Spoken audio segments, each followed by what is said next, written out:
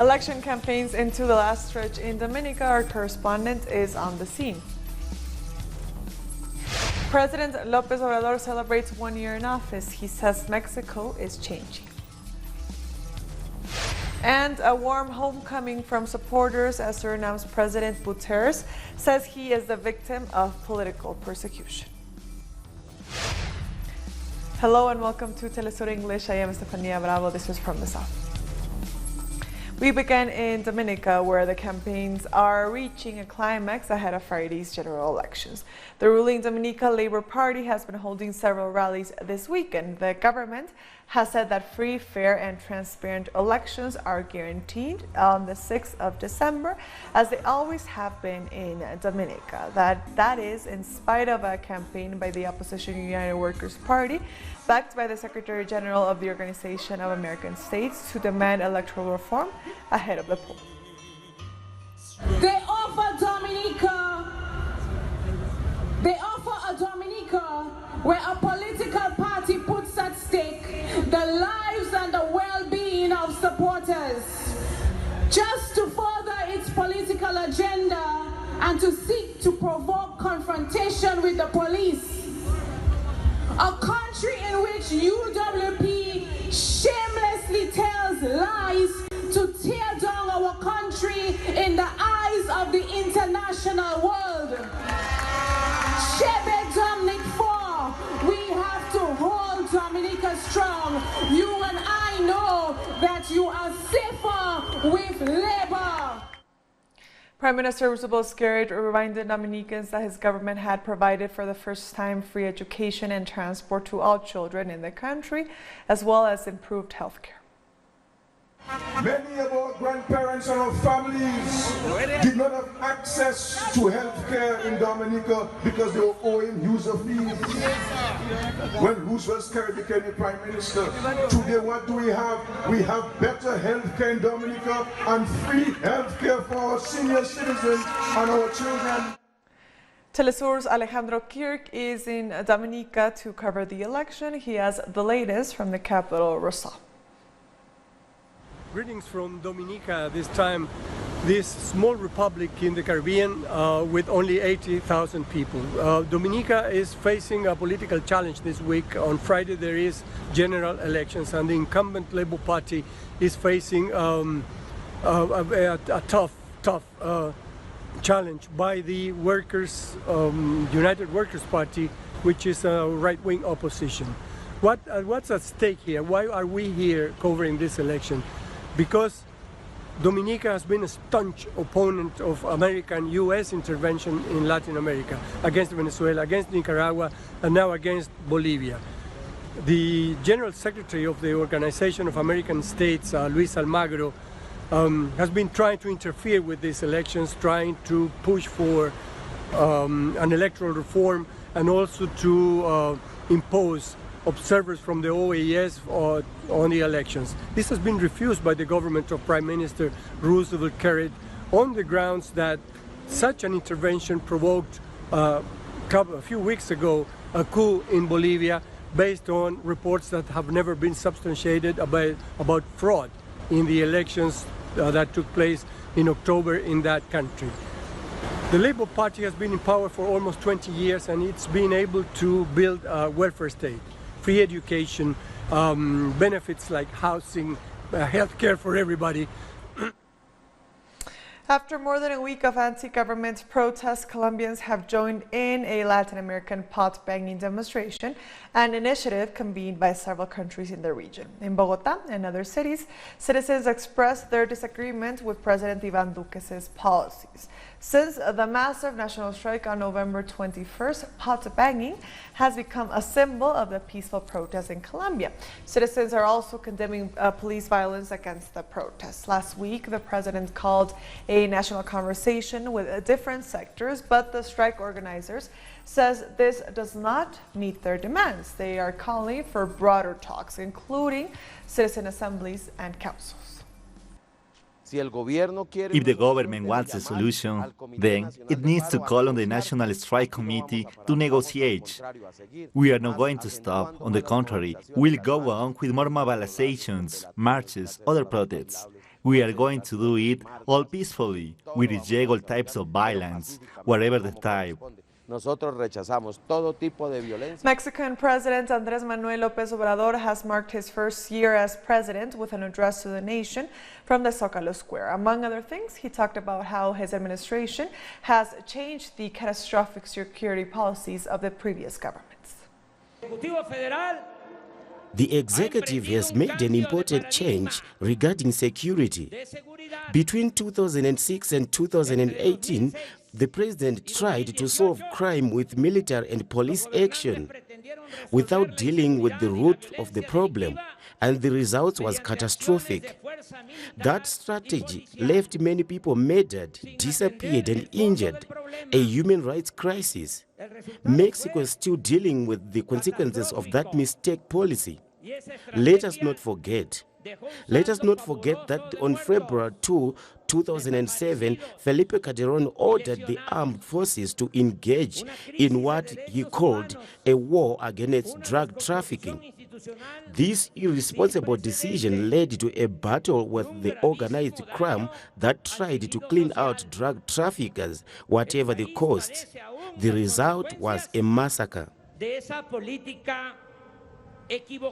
The president also promised to open higher education to all Mexicans. That's why, as a matter of urgency, we will open educational institutions to all those who want to study at a higher level so that they can finish their studies. 100% access to higher education and zero rejections. That's why I'm very thankful to the City Hall here for creating a university here in Mexico City to train and educate doctors and nurses. The mothers of Central American migrants who disappeared in Mexico have set off on a caravan to search for their loved ones. Our correspondent caught up with them as they arrived in Mexico City. They set off from Mexico's southern border on November the 15th. Relatives looking for missing migrants from Central America. Antonio Alonso received news of his daughter Juana, who left her home in Guatemala 6 years ago with the intention of reaching the United States. She was arrested by the authorities and accused of kidnapping. She has been in jail for 6 years in Reynosa. She wanted to realize the American dream, and look where she is now, in jail. Some have found no trace of their loved ones. Delcia Garcia has no idea where her 17-year-old son might be. He wanted to escape from poverty and violence in Honduras. My son wasn't able to get into the U.S. due to lack of money. 15 people from a criminal gang arrived and took him away. They beat him and took him with them. This 15th caravan, organized by the Mesoamerican Migrant Collective Movement, has helped more than 300 families reunite. Only on this occasion, 5 families have met up again. The mothers of the migrants organize in their countries of origin and search for their children. But they also look for other people. Some of them carry photos and other clues. They're asking the Mexican authorities to help them in their search. We get little or no help from our governments. Our real help comes from the social organizations that give us a hand. According to the organizers of the caravan, there are between 30 and 70,000 migrants who have disappeared. Coming up, Suriname's president says he is being politically persecuted after a court found him guilty of murder. Stay with us.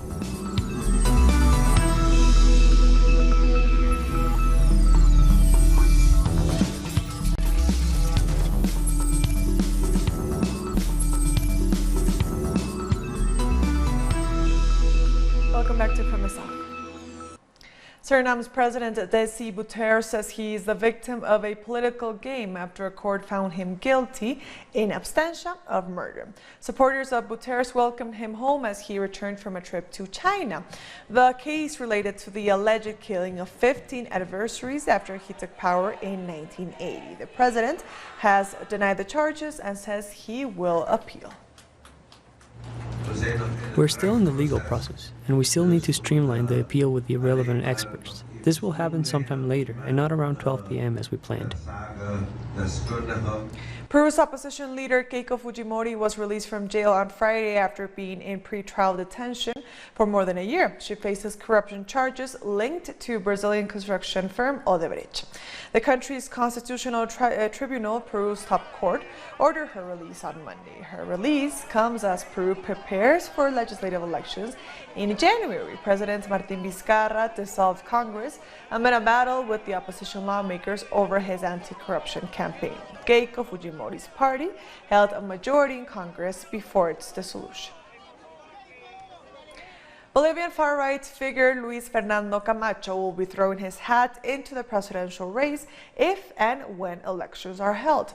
The president of the Pro Santa Cruz committee submitted his resignation letter at a board meeting. Camacho was one of the main promoters of the coup against President Evo Morales. He is known for being a Christian, for having Christian extremist views, and for heading a racist and intolerant movement centered in the department of Santa Cruz and also in the zona sur of the city of La Paz, with a middle and upper class support base. It is not clear who will run from the Citizen Community Party of Carlos Mesa, representing another sector of the country's right wing. On Thursday, while speaking at a press conference at the Mexican Journalists Club in Mexico City, exiled Evo Morales said that Interpol had issued a blue notice against him. He also said that he was unsure as to whether he could attend the inaugural proceedings for President-elect Alberto Fernandez, and said that he wouldn't be running for the presidency, but says that the MAS has the right to participate in the coming election. I want to inform about this notification from these countries. A blue notification from Interpol, Argentina, Peru, Brazil, Chile, Paraguay, Uruguay, Venezuela, Colombia, Ecuador, Mexico. I am searched. There's an invitation from Argentina for the investiture of the elected President Fernandez. I still haven't decided. We will inform about our decision to participate or no. I'm grateful for this invitation. It's an act of solidarity.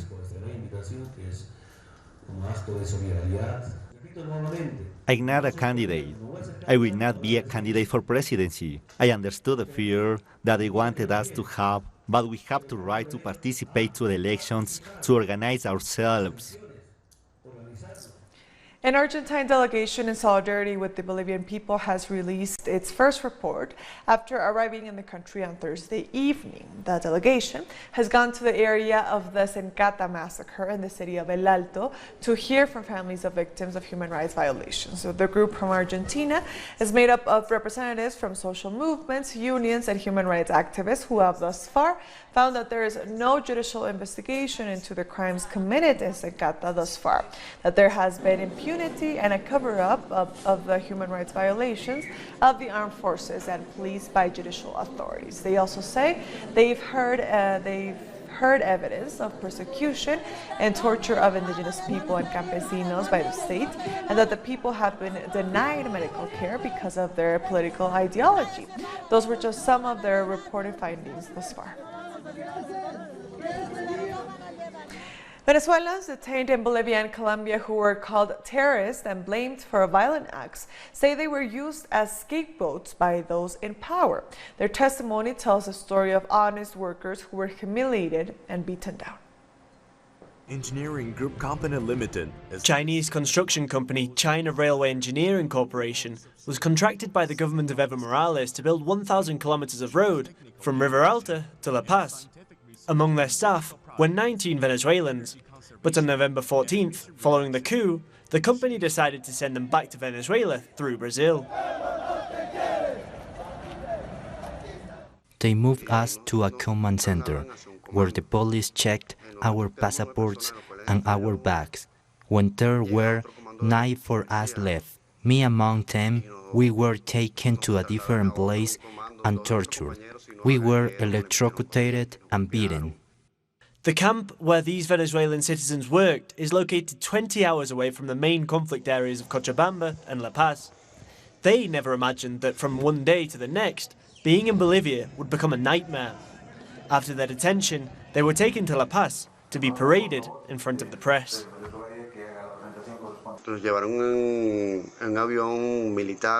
They took us to La Paz handcuffed inside a military plane. Armored trucks were waiting for us, and then we were taken to a news conference. There were dozens of journalists, cameramen, and photographers.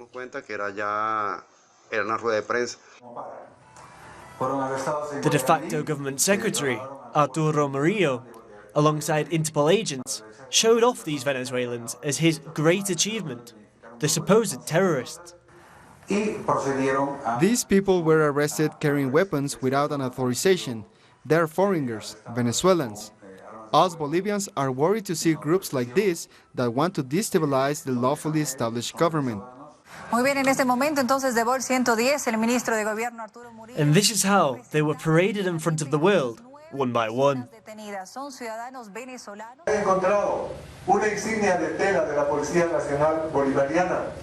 The required search was done, and among their possessions we found an insignia of the Bolivarian National Police, a membership card for the United Socialist Party of Venezuela, and 2 memory cards with information on these citizens. The so-called evidence obscured the truth. These were honest, hard-working Venezuelans who had been in Bolivia for 30 days, hired for their knowledge in construction. They were even wearing their work uniforms, but still, they were arrested, without being told why. From there, they moved us to another building, to various apartments, covering our faces, asking us all types of questions. They told us to fill out a questionnaire and that we'd be released. The questions were all about our time in Bolivia, what were we doing there, if we had taken part of the protests in Cochabamba and La Paz, if we had military training. At 10 at night, they brought back our passports and phones and told us we were freed, just like that.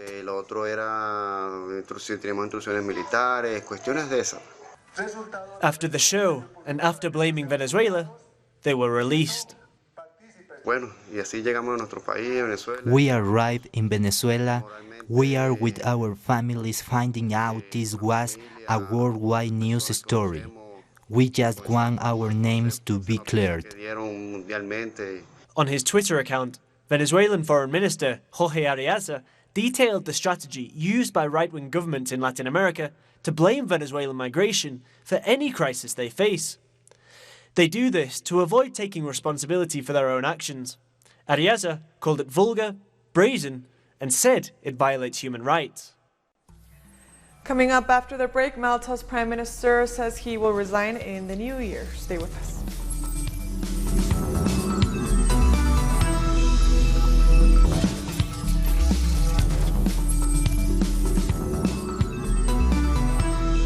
Welcome back to From the South. Malta's Prime Minister Joseph Muscat says he will resign in the new year as a scandal intensifies over the murder of a journalist in 2017. Muscat said he would ask his party to start the process of electing a new leader on January 12th, after which he will stand down as Prime Minister. Maltese citizens have been marching in the streets demanding the Prime Minister to step down. His government has been criticized for the way it handled investigations into the murder of Daphne Caruana Galicia, who was investigating corruption among senior politicians.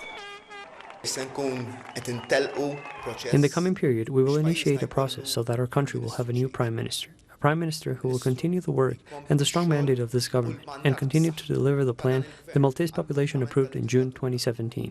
I will write to the President of the Labour Party so that the process for a new leader is set for January 12, 2020. On that day, I will resign as the leader of the Labour Party. In the days after, I will resign as Prime Minister.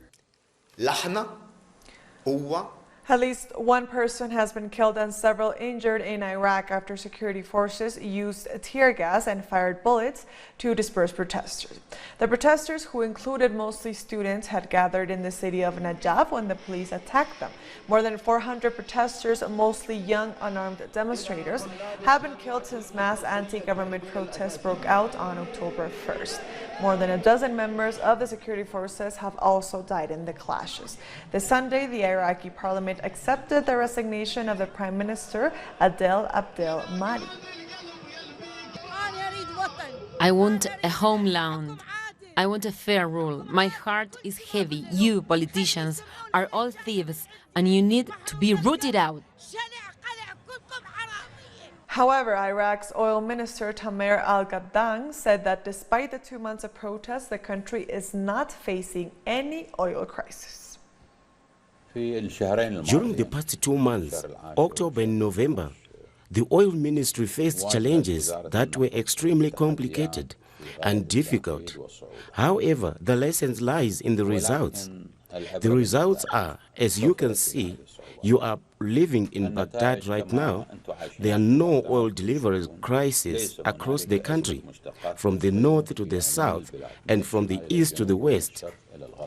Government supporters in Algeria have protested against the European Parliament's interference in the country's internal affairs. The protest came after the European Parliament on Thursday approved a resolution that expresses what it described as a deep concern over human rights and the lack of freedoms in Algeria. Earlier on, Algeria's Minister of Communication took a swipe at the European Parliament and accused it of attempting to disturb Algeria's elections. Algeria will hold presidential elections on December the 12th. Today we came here in a peaceful manner for the fate of Algeria, and we said that its sons are the ones who lead it, not the foreigners. Algeria is in need of a president who will lead it. We cannot stay without a president. At least 24 people were killed in Tunisia when a bus plunged off a cliff into a gully.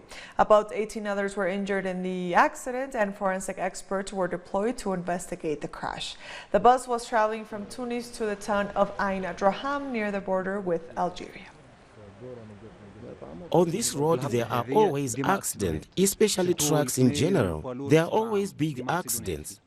We must find a solution for this road so that there are no more accidents. They are frightening accidents. What I saw today was first for me.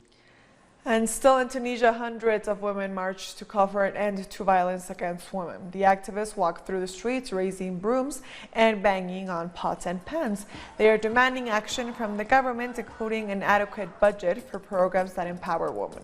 The issue of gender violence has come to the fore in Tunisia after videos emerged of a member of parliament apparently masturbating outside a girls' school. Our demands are the demands of all women against violence directed at girls and women, and all types of women. We are also here to protest economic violence, which has led to the impoverishment of our women, as well as violence against women who work in agriculture. We also hope the government would allocate budgets to execute these progressive laws, because without funding, these laws cannot come into effect. And with that, we've come to the end of this news brief. You can find these and many other stories on our website at telesurenglish.net. And also join us on social media. We are on Facebook, on Twitter, and on Instagram. For Telesur English, I am Estefania Bravo. Until next time.